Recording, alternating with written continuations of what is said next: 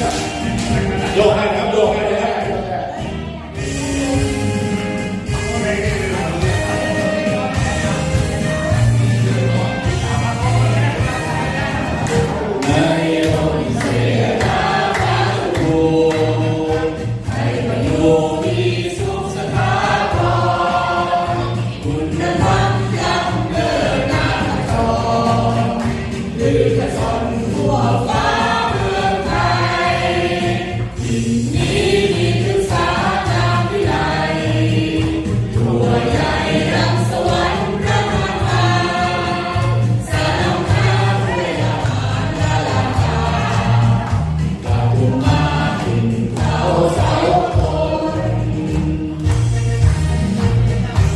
หัวใจนะครับหัวใจครับทุกท่านใครจะดูนะ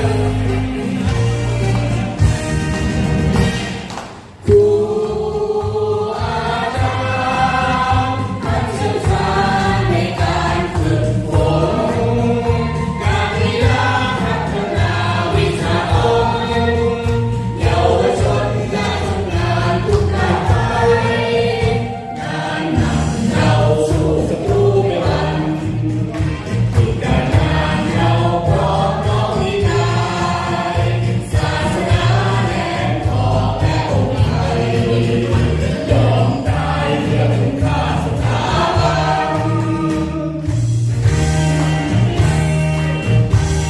วันนี้เรากลับมาพร้อมผมอีกครั้งครับ